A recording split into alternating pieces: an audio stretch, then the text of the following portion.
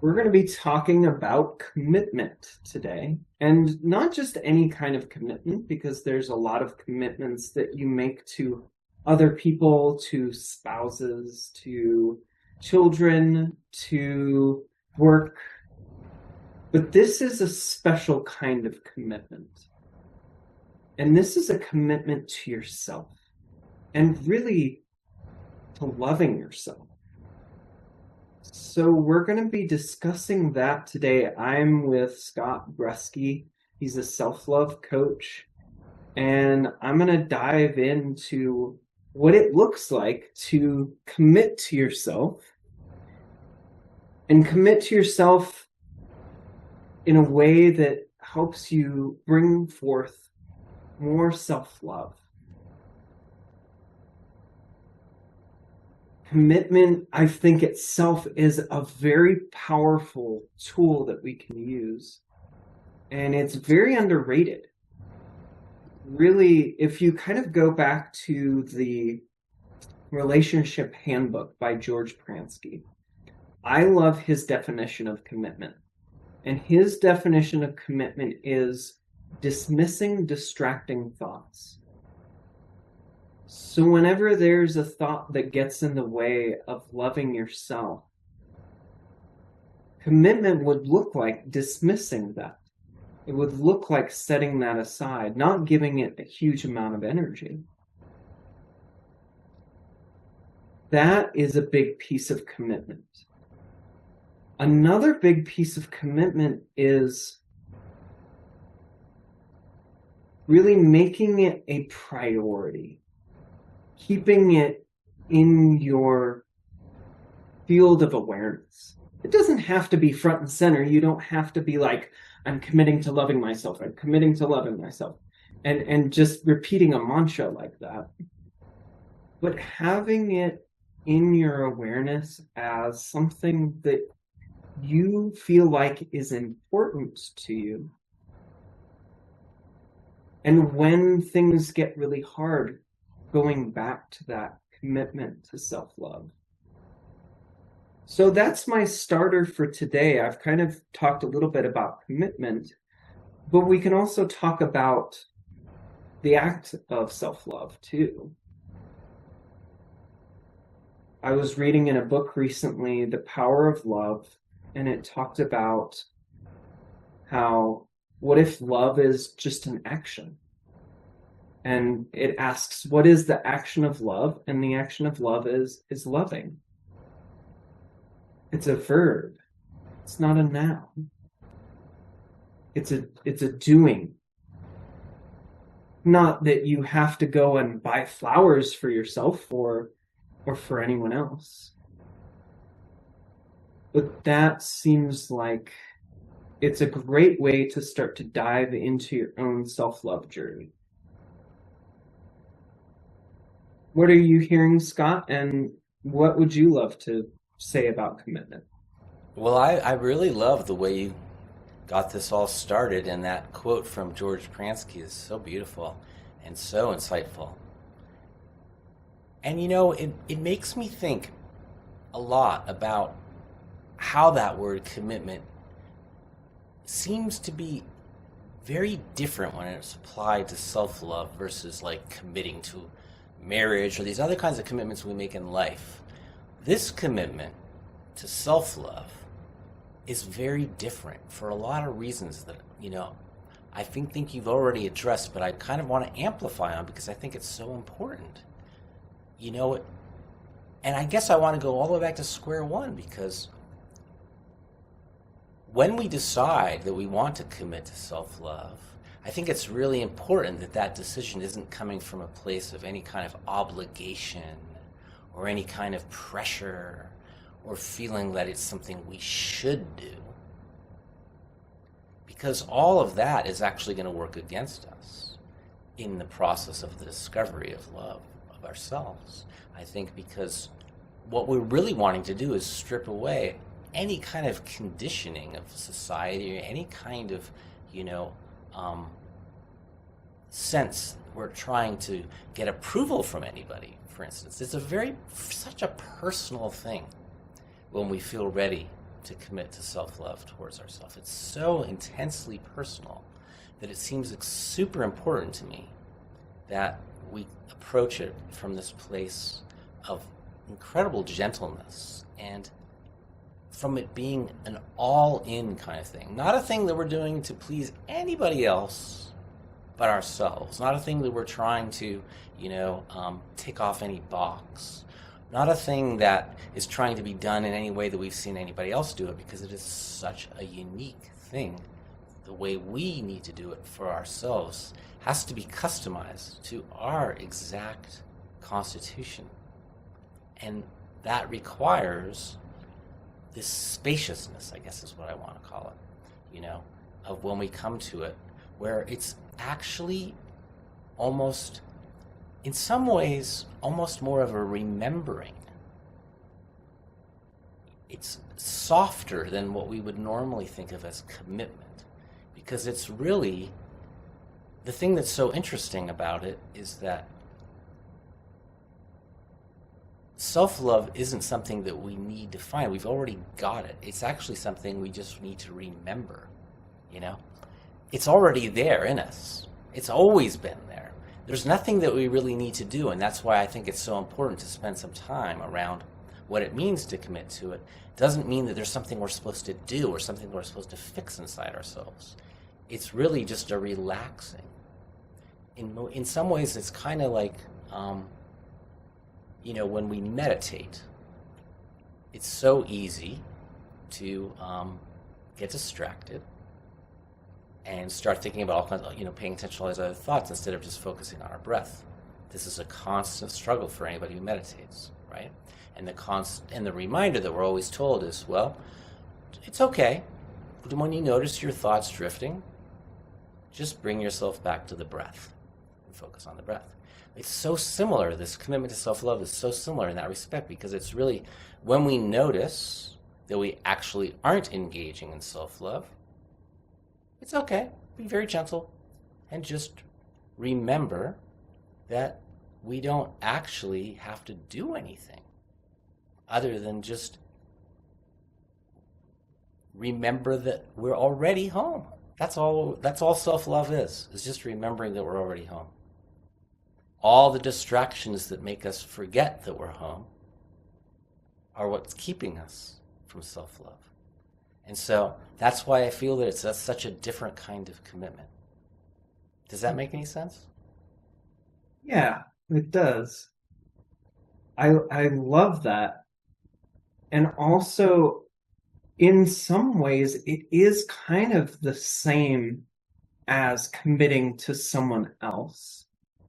Like we don't want to hold it in this pedestal of specialness, right?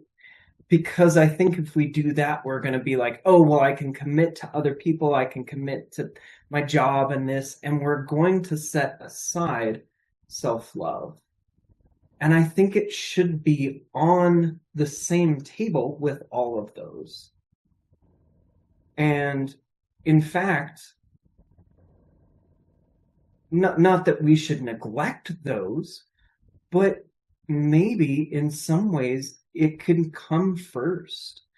Because if we're not willing to do that, then it's going to be harder for us to show up in those other areas. We're not going to show up in the best way.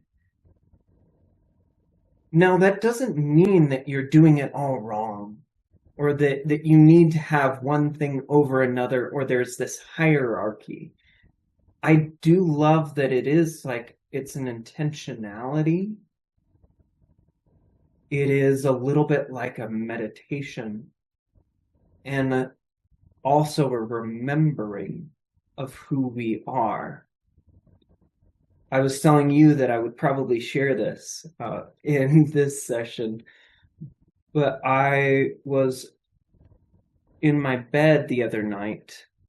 My daughter was starting to fall asleep. I was in a little bit of anxious energy and feeling a little bit unsettled, ungrounded. And I had been reflecting on love specifically a type of love that one of my uh, mentor teachers, Adyashanti, calls redemptive love. And I suddenly felt that it was all around me. I had this image of myself lying almost on this raft, surrounded by a sea of love. And it was incredible. I cried.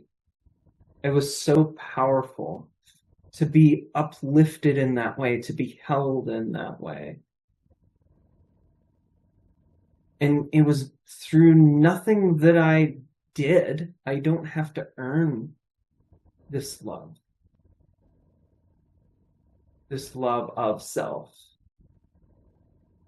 It is unearned merit, is what Adyashanti describes it as unearned merit. And that is a gift from the universe that we can forget and distract ourselves from, and we can come back home to too. Really, there's a gravity. We're being pulled, we're being gently nudged. We might be forced in other ways by our intellectual mind to look at this, look at this. This is much more gentle, like you said. And so it's good to be gentle with ourselves when we go about this, because that is the nature of love. It is graceful, it is wise.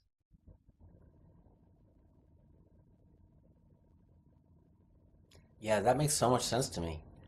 I wonder if you would agree that perhaps committing to self-love is really um, just kind of making a pact with yourself, a very gentle pact with yourself, that you will regularly scan to see if you've forgotten.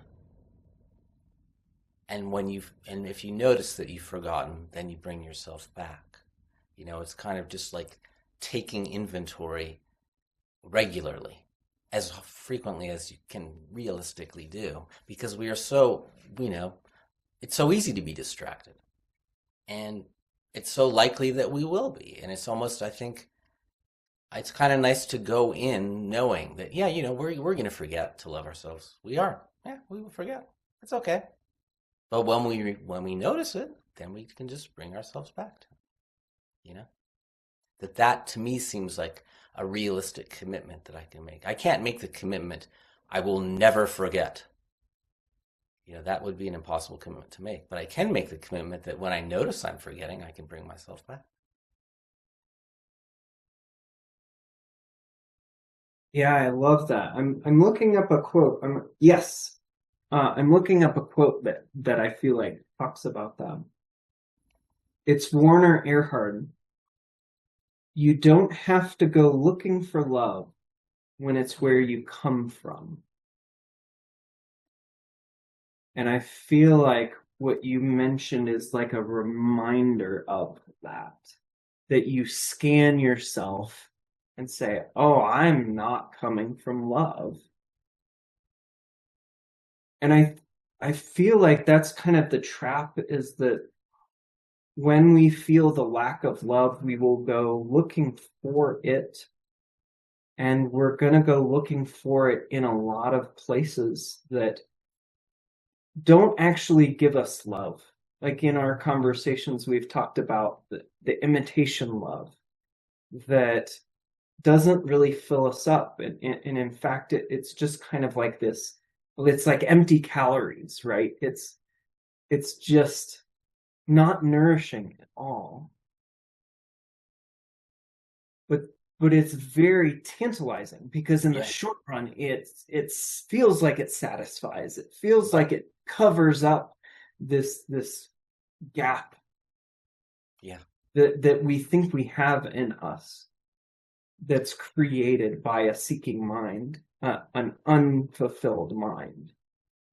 You're making me think that it's a lot like dessert, cookies, pie, whatever, in the sense that, It would probably not. I mean, some people are able to just cut that out completely, and that's wonderful if you can. But generally, most people are going to succumb to the urge of wanting to eat something like that from time to time.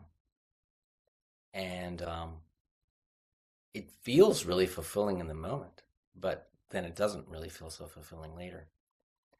And I think that's very similar to what you're talking about for looking for imitation love, you know.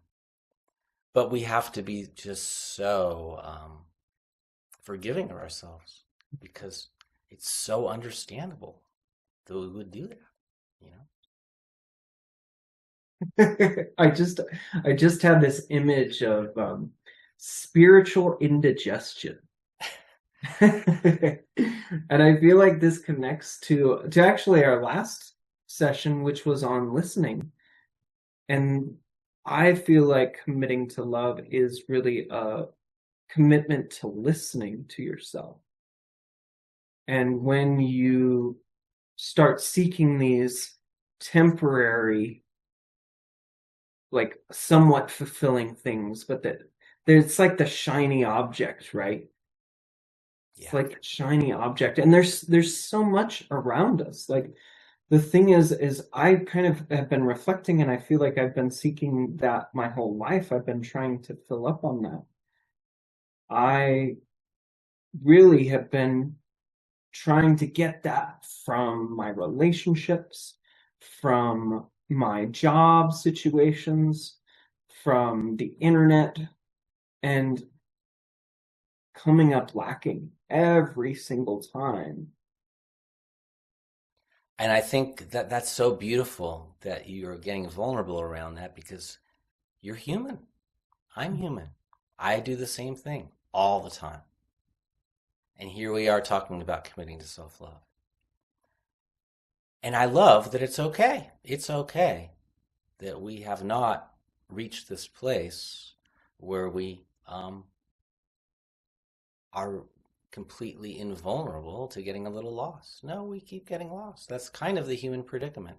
It, I think, might not be very realistic to expect that we will not get lost or fall um, for imitation love from time to time. You know, I think that might just be the nature of being human. But the beautiful thing is that here we are talking about it.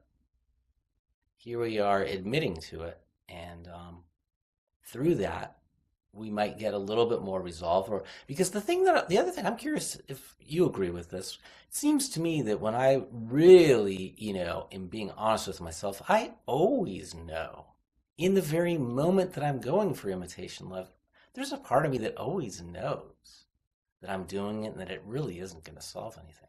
There is a part of me that always knows, but I just don't feel like listening to it Yeah. Yeah.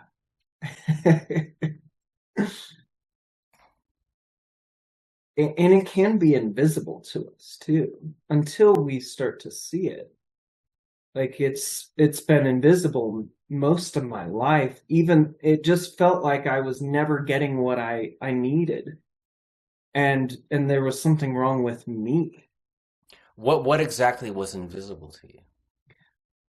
What was invisible was that I was seeking something that was ultimately unfulfilling, and that there was something else on the table, that there was a deeper sense of love that I could create commitment towards, that I could invite into my life through vulnerability, through forgiveness, acceptance, surrender. And all of those things are, in one way, very challenging and very hard and scary and not comfortable. And that's kind of why we seek that instant gratification. But when we really slow down and tune in, I think we're going to find that we are missing out, that we're missing out, and there's a deeper reservoir of love that is everywhere that is inside of us and that we can tune into. And I don't see it all of the time. I'm starting to get glimpses of it. And it is awesome. Awe, full of awe, wonderment, awesome. Yeah, those glimpses are really, I think, what tells us that we're on the right track, Yeah. and that, um, they are sort of the dividends that come from this commitment that we're talking about, you know. Yeah. And that's what's so neat. That is what's so incredibly neat about this self-love discovery that we're on, is that we get feedback. It's real. Something really happens in this commitment to self-love that gives us these glimpses and reassures us that, oh yeah, there's definitely something real here. This love that you're talking about, yeah, that's real. And it's there and it's available. And that is so exciting. I mean, that's really the most exciting thing possible I could ever imagine, you know?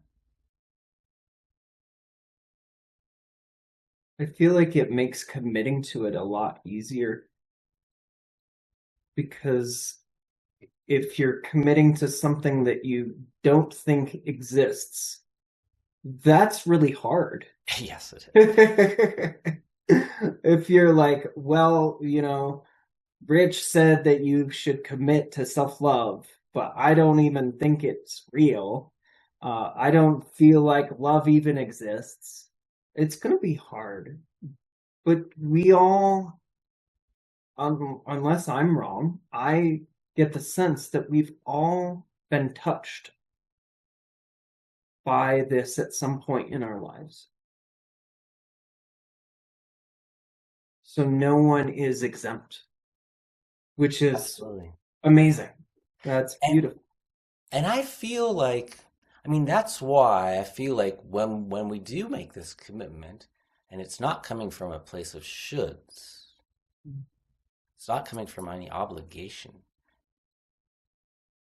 It's because I think that we all, even if we haven't had very many glimpses, even if we had no glimpses, I still want to believe that there's something inside of us that knows that it's there. I mean, that's been my experience. It would be interesting to see if others here would agree that it it's not something you have to try to find. We all somehow know somewhere deep inside of us that it is there. We get, distracted and confused and get off track, but there are moments that it gets shown to us, to all of us, I think. I would like to believe. I guess I can't really speak for everyone, but I would like to believe that. And I'd be curious to see what others say.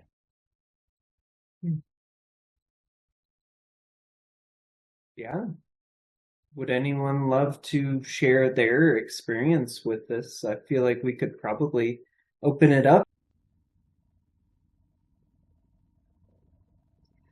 I've had, glimpses, and sometimes I can remember moments.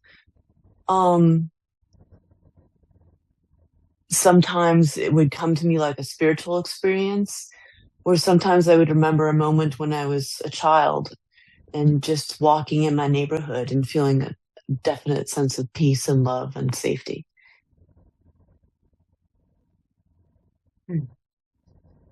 So you've had glimpses of it. What's your relationship toward your commitment toward it right now?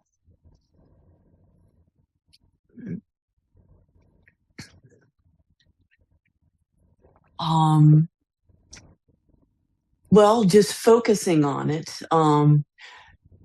Scott's been helping me with that, like having corrective experiences with things that have gone wrong in my life, and trying to give me a corrective experience. So I just keep my eyes looking forward to where I want to be and where I want to go rather than the fears and the bumps along the way, kind of like the mountain biking concept of is when you're going down the hill, don't stare at the rocks, look at the path.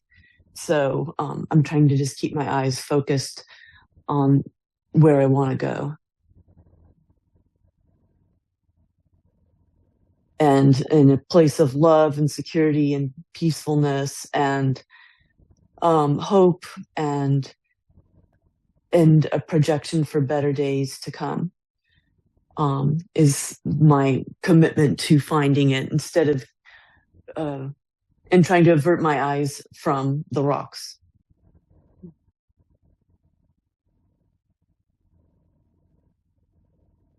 Yeah, that's interesting that you're kind of navigating this, and it reminds me of The Art of Racing in the Rain. Have you ever read that book? No, I haven't. There's a phrase from that book where it says, "The car goes where your eyes go." And so Mm, you're right, if you're staring at the rocks, you might crash into them. right.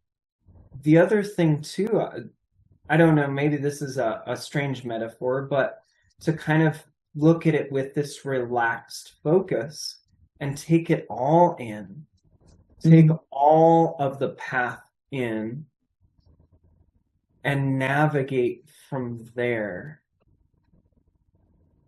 Like not focusing on one particular place, but instead having a soft gaze. And also there was something that I maybe heard. It also sounds like you are trying to create it for the future. Is that true, or am I? yes, I mean, because the future is wide open for everybody. Mm, So instead of painting a movie of scary what ifs, why not paint a happy movie of what ifs, of just imagining peace and love and contentment and friendships? mm. Yeah, it's still interesting to me that it's future focused though, because love can't access the future. Mm-hmm. There's one of the exercises that I've been doing this week is to imagine that I was sent here out of love as a redemptive act, a loving act, and that what I'm doing here is I am redeeming this moment. And it's not the future, it's not the past, but this moment right now. Mm-hmm.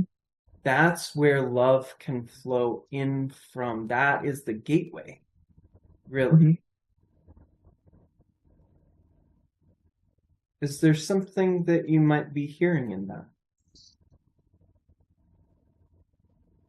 Um, I hope I was listening well, but mostly don't forget to think about finding love in this present moment instead of that's um, a good point. And right, so just allowing my you know gaze to enjoy what's around me, the beautiful sights that are around me right now. Yeah. And it's interesting too because this idea of kind of checking in with ourselves um, about our commitment to self love, that's always in the moment, Hmm. We we could make a commitment if we wanted to say I'm going to practice self love tomorrow.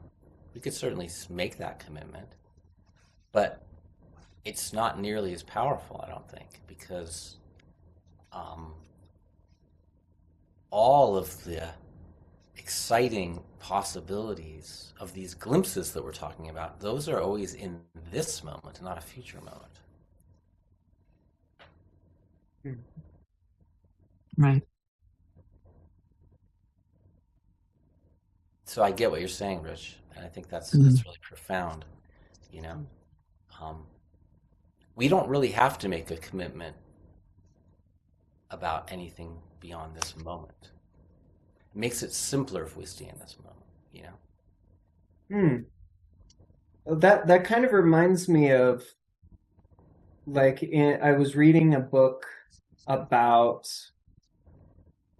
commitment and love, and it's by Steve Chandler, and he was talking about how he was in Alcoholics Anonymous, and what they would ask him to do is commit to not drinking today, and that was it.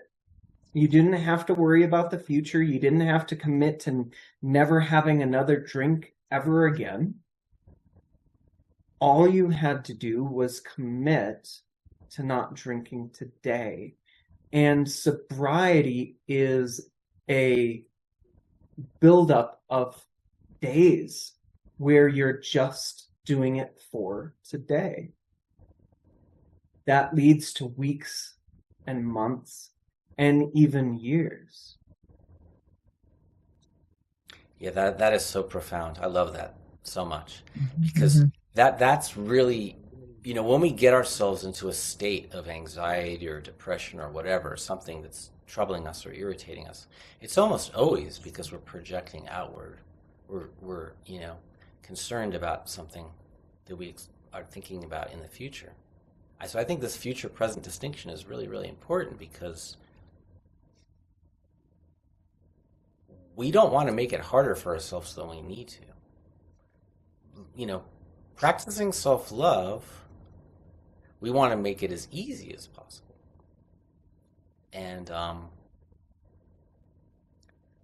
it's such a neat thing when you think about what you're saying, Rich. It's just so exciting because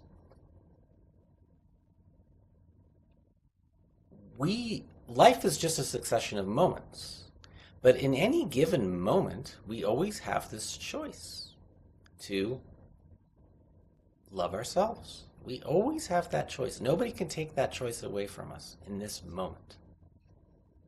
In this moment, we always have that choice, which is so empowering because our entire experience of life is just going to be a succession of these moments. So if we can master this moment, then we can just apply it to the next moment when that one arrives, and apply it to the next moment when that one arrives. And it doesn't have to seem nearly as daunting.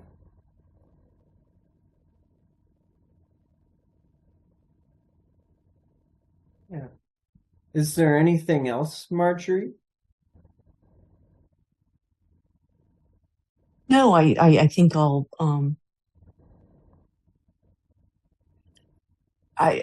try and turn my thinking around. I think this moment is more comforting and peaceful if I think the future is taken care of.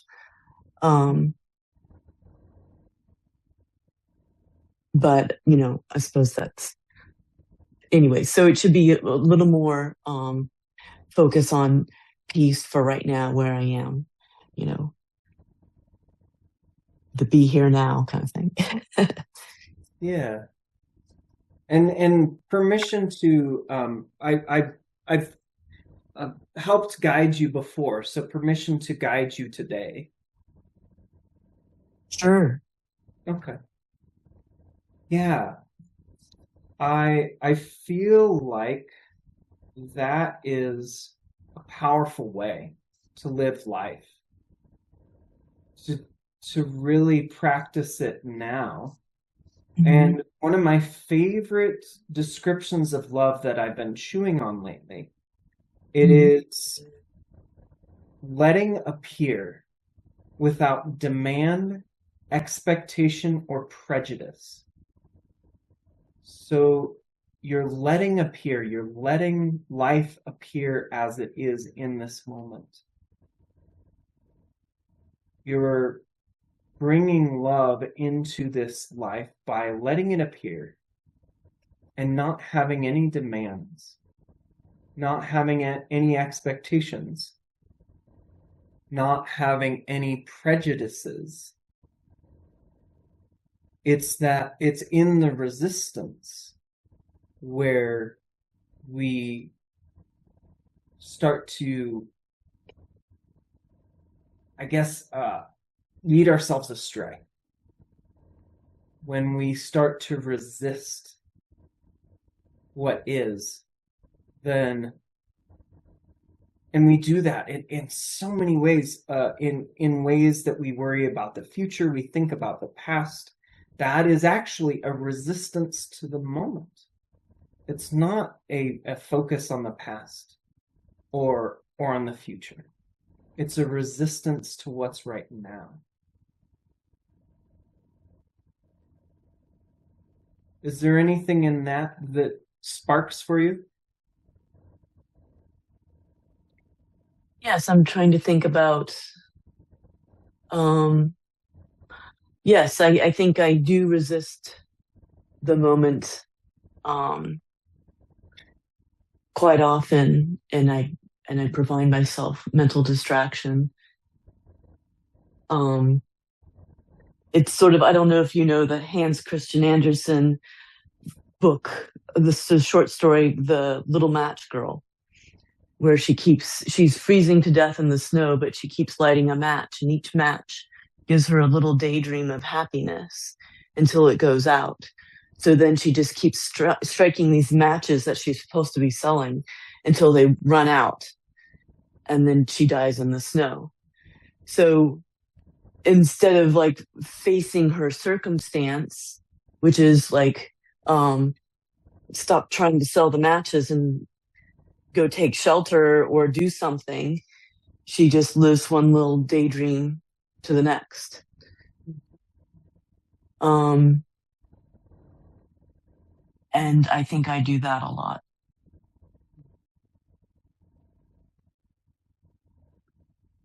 And you're not alone. Like, I do it too. I find myself lighting matches all of the time. And what I've started to do is catch myself. I've started to catch myself on social media scrolling, or on, trying to distract myself with, even with content like spiritual content that's really beautiful and beneficial, but I'm resisting what is in the moment. Mm-hmm. And that is something that I'm trying to get away from, something that I'm trying to relax into and surrender into, bring love into. And it's something that is, it takes practice. Loving is a practice. But we can catch ourselves. We can catch ourselves, and that is the first step.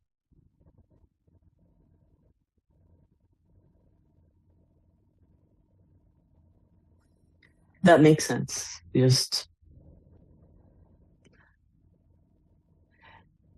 do you ever find that when you catch yourself, like, oh, I'm doing that again, distracting myself, and then you're like, maybe I'll just go with it? I try not to, because I'm starting to become more aware that it's ultimately going to be unsatisfying. It's an imitation form of love.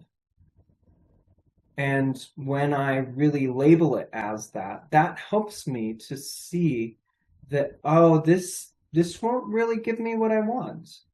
And I go inward, and I'll go into meditation. And of course, I don't do this perfectly. And still sometimes will say, I guess I'm just distracting myself, or sometimes it feels like I can't even help myself. And that's part of it too. That's part of the process. But I think if we can have less judgment of ourselves when we go into that, we can bring forgiveness and love to ourselves, and then cultivate more and more grace and understanding of what it's doing in our lives, the role that it's taking. Oh, this is something that I'm doing to just not feel. And what scares me is feeling. And what if I feel? And it doesn't have to be feel it fully, like stand back and get like pummeled by it. You go to the edge of what you can handle and you stay there for as long as you can and you relax into it. That cultivates a grace. That is, you can commit to that, I think.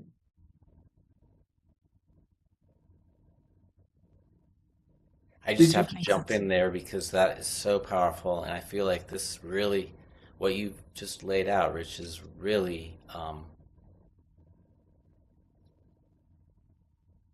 it's just so powerful for all of us, and I think it's also very inspiring because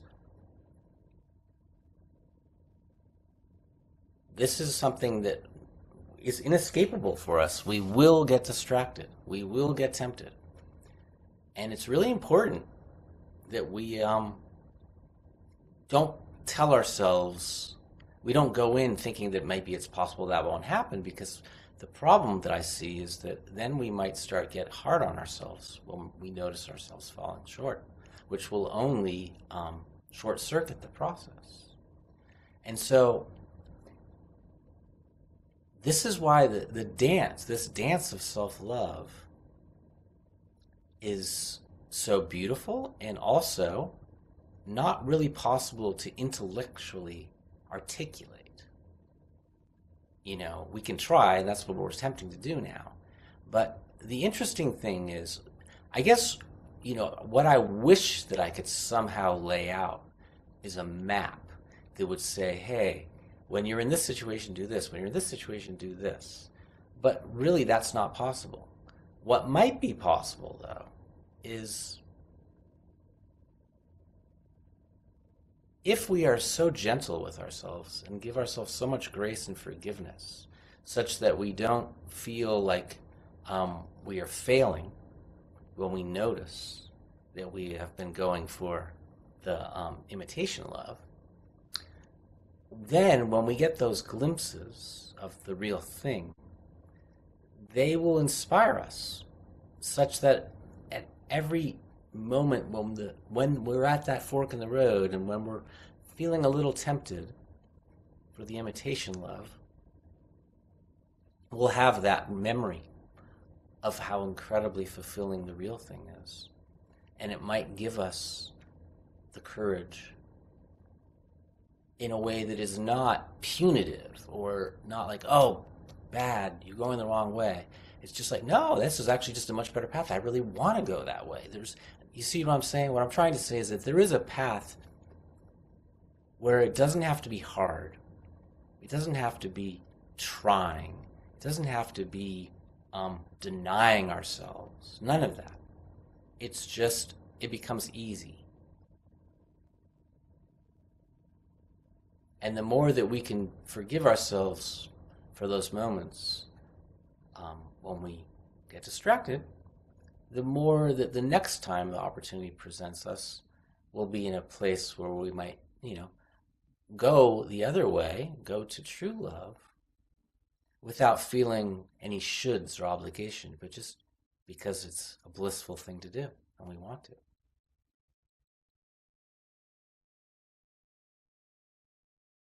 Oh yeah, I feel like you've laid it out so beautifully because it's not just that I'm remembering how empty the imitation love and going to that and seeking that is, but I'm also remembering and keeping in mind how fulfilling and wonderful that real love and true love, the self love is.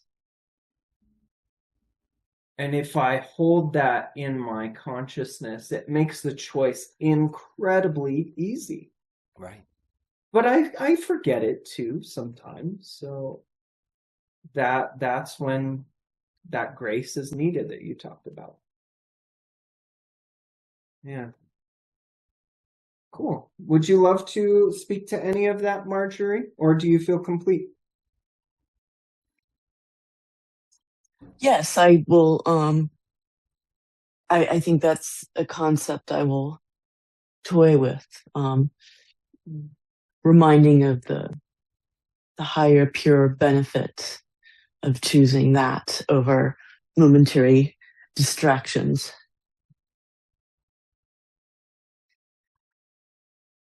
Sort of empty calories, as one might say. Yeah. Yeah. And it's good to listen. Mhm. Listen to what it feels like after, just like you would listen to your body. And if you ate, ice cream and cookies and like little snacks, how would you feel if you ate that 24/7 versus if you ate something very nourishing? And you would have to listen to your body to be able to tell. And we're made with, like Scott said, with that guided system. It's like playing the warmer colder game.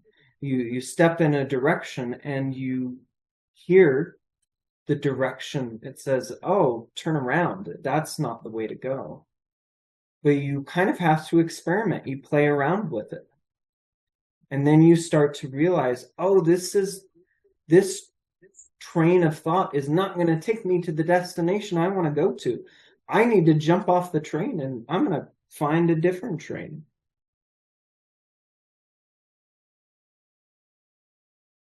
Yes. Mm-hmm. Yeah. I, yeah. I think when one feels hope for the future, then it's easier to make that choice. But when you're not feeling hopeful, then you just numb out to get through the next hour, the next day, whatever it takes, just to perform your duties. But we all have reason to hope. It's just, it's a mindset, yes. Yeah. And thank you for sharing. That was really, really fun to explore with you. You're welcome.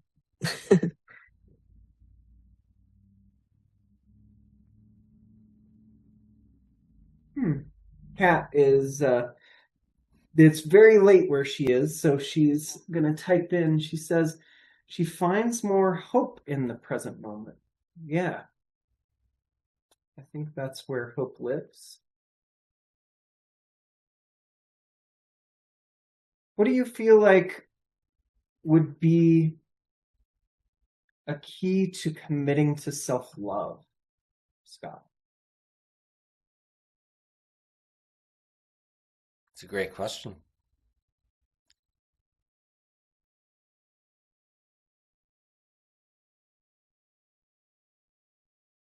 I'm sort of reluctant to answer it for some reason because it's so personal.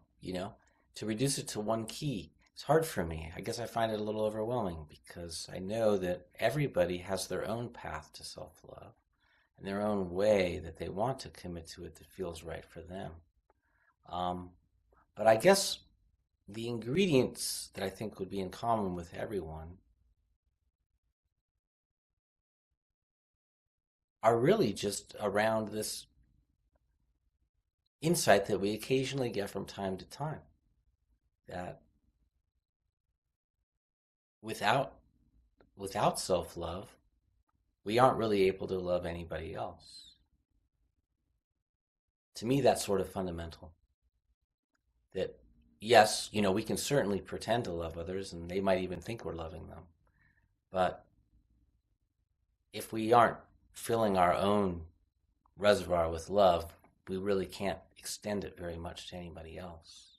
And so, for me, anyways, I think that is kind of the foundation of why I want to commit to self love is because I see it as the only path that really makes any sense if I want to be connected to my fellow human beings and to myself in any way that is actually not imitation, as we've discussed, but real.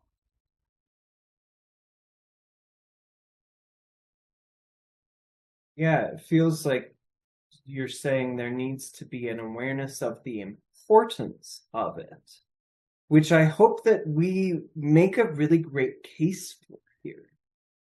If that's all we did today for those listening, then I I feel like we've served,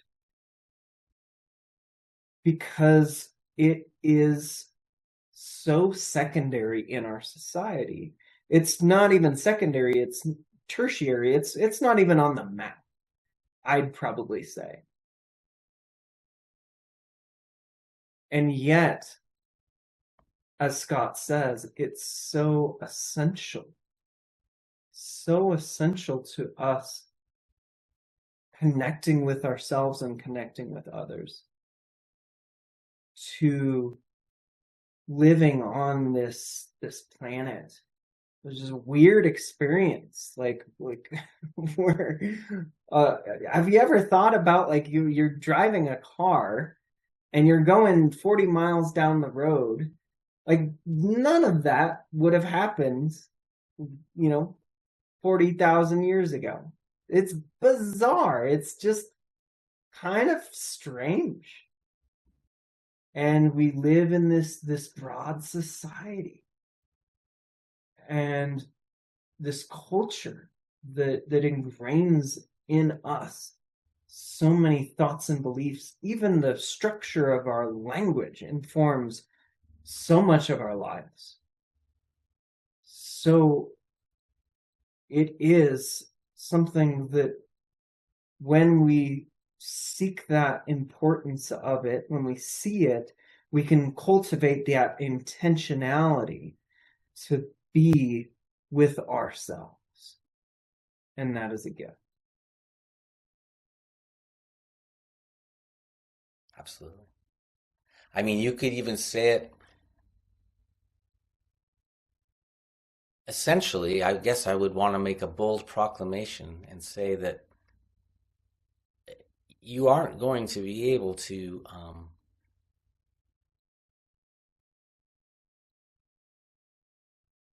really experience your own life with any sense of its real essence until you love yourself. Until that moment, when you've made that commitment, you're really just operating in this kind of world of smoke and mirrors. It's one way to say it. And I don't mean that in any kind of critical way whatsoever, because, we all do that. That's one of the funny things about being a human, is that we have to go through this process of kind of waking up to realize if we want to taste what is real and not illusory.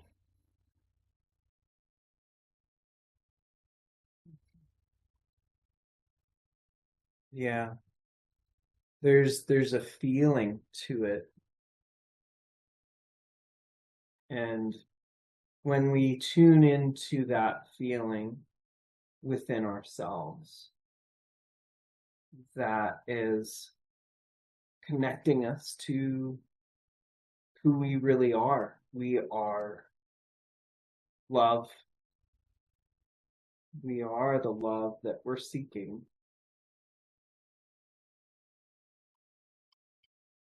That's the funny thing about it. Yeah. Sorry to interrupt, but that's just really No. captures it so perfectly, because that's what's so hilarious about the human predicament. And that's what's so funny about calling it a commitment. It's very funny because we already are the love that we seek. It's funny that we need to commit to something we already have that we've just forgotten and don't see. But that's essentially what's going on here. And it's something that we can laugh about. Yeah. It's a joke. The universe is one big cosmic joke, and in one way it echoes with laughter. And I think we're not in on the joke a lot of the times. That's right. We are feel like we're being laughed at, and we're victims of the universe. But when we see the joke that, oh, I am love, that's Rich, really you just hit a home run there. cool. 'Cause I'm serious. That I hope I can pull this nugget out, but that's exactly what it is. That's so hilarious because committing to self-love is really just laughing at the cosmic joke. That's actually what it is. If we can laugh at the joke, then we've committed to self-love, if that makes any sense. So I get this vision at the end of all of our lives. It's like this surprise party, like poppers, and there's a celebration everywhere, and it's like, surprise, you were loved the whole time. You just didn't think you were. Exactly. Yeah. And So everybody true. pats you on the back, and the whole universe pats you on the back, Oh, and I love that. it says, yeah, it got me too. It got me too. Don't worry about it. And then you go home, and you are one with Right, that essence. right. And that's why I love this because committing to self-love is not a serious thing. We don't make it be anything that has gravity. It's Yeah. very light. It's funny. It's easy. It's something we should be laughing about. Oh, yeah, that's great. And it is like, a lot of people approach this like anything else in the world, that they think they need to do really well. Yeah. I need to do this really well. I need to be efficient at self-love. I need to be the best at self-love. I don't know about these other people, but why am I not the best at self-love? And that's not it. That it's light, it's love, it's in fact it's the opposite of the judgment that you're placing on yourself when you're going into that, Right. coming from that place. Yeah. Wow. Dang, I feel like we saw some stuff, and did some Yeah. stuff today. We laughed, we cried. Kat was having some good emojis, and thank you all for joining us today. It was a really, I don't know, it feels like I feel like every single time is the best time. Definitely. Definitely. It Hey, is. Scott, would it be okay if I said something before you close out? Of course. Please John, do. go ahead. Sorry, I've been in and out of my car trying to catch you guys as I am driving across town in a rainstorm. Thank you, first of all, for everything you've done. I did miss a little bit of the middle of it. I just wanted to I just want to share one thought. You said something, Rich, just now. It's nice to meet you, by the way. Yeah. You said something about people trying to do self-love well. And in my limited experience in this realm, I just wanted to comment that I personally feel you can't do self-love. Self-love isn't something you do, it's something you find within yourself. And there's no action needed once you've found it, except to remember you found it and to be able to find your way back to it when you need to. Yeah, I love that. Do you want to say more? No, I think that encapsulated it. I will say, well, see, now you got me going. Yes, I will say this. I will say that self-love, as you were talking about it, I was thinking about my effort to overcome a lot of the roadblocks to self-love that I have found in my life. And it started making me think about a penny jar with one single gold piece of 8 at the bottom of it. And when we're born, like you guys said, we are born with that love. And so the universe will giggle at the end, knowing that it was always within us. But the experiences of life are a cascade of pennies. This is my analogy from my experience.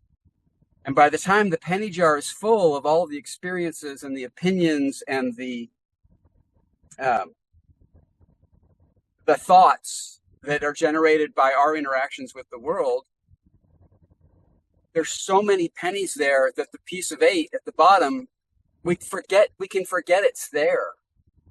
And so in my effort to explore the possibility of self-love, I have found it a lot like mining, digging and digging and digging through all of the structure that has built up around my life from the moment I was born until this adult presence that I carry around.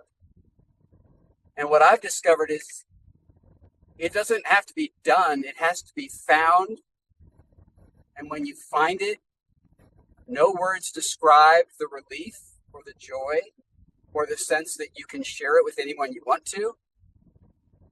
But as both of you pointed out, that connection comes and goes. And for me, the most important thing, like I have a little digital Post-it note on my work computer. It's got a whole bunch of information on it, but at the very bottom, it just says in little text, I love you. And it's the reminder you were talking about earlier, Rich, or maybe Scott, of helping yourself remember that it's true, that it's there, and that all you have to do is remember how to find your way back. And even if you don't remember how to find your way, remember that it is real and you can keep digging until you're back there. And that's hopefully all I have to say about that. Well, that's a beautiful summary. I love that. Yeah. Thank you. Oh, I mean, you guys really inspire me. This whole, each of the ones of these that I've come to, frankly, it's so brave and so beautiful that you guys stand up and do this for others, that it's inspired me to speak, which I didn't do last time I was here. Well, I'm really glad you did. And yeah, it's such a great point you're making. Thank you. Thank you guys so much for, like I said, taking your time, your courage, and your wisdom to share with us. Yeah. It's a really fun process. I think we should all congratulate ourselves for being here. Because this is so beautiful that we're even doing this. And I just really want to commend all of us. Yeah. Man, I'm still struck by your metaphor of the jar with that gold priceless coin at the bottom, and then I'm looking for pennies all my life. I'm like, I need more pennies. I don't have enough pennies, and I'm fighting other people for pennies, and I'm trying to please other people for pennies, and I've never realized that I've got something so priceless underneath. Oh my gosh. Wow. Yeah, Rich, to be honest with you, that's a little peek into the truth of my journey. Yeah. Is that, I was going to use a mine shaft analogy, but that's so messy. So I just went with the jar of pennies because I don't know about anybody else here, but I picked up some pretty gnarly pennies with my parents as a young child. And they immediately buried that gold piece. And then I took how messed up I was by the pennies I got from my parents and created a bunch more messes in my life by not knowing I had that gold piece. And so anyway, I appreciate that you appreciate the analogy because it works for me. Yeah. Yeah. That's awesome. Oh man. Well, yeah, we'll have to close out today, but I don't know. We're gonna have a guest next time. I don't know how we're gonna talk today, but he's gonna talk about belonging and belonging as a choice, and I'm really excited to have him. So stay tuned. Thank you, everyone. You're welcome to unmute Thanks and so much. say thank you, say goodbye. Thank you, Rich and Scott. See you next time. Thank you. Okay, see you next time. Thank Bye. you guys very much. Yeah, thanks. All right. Have a great night. Bye. You too.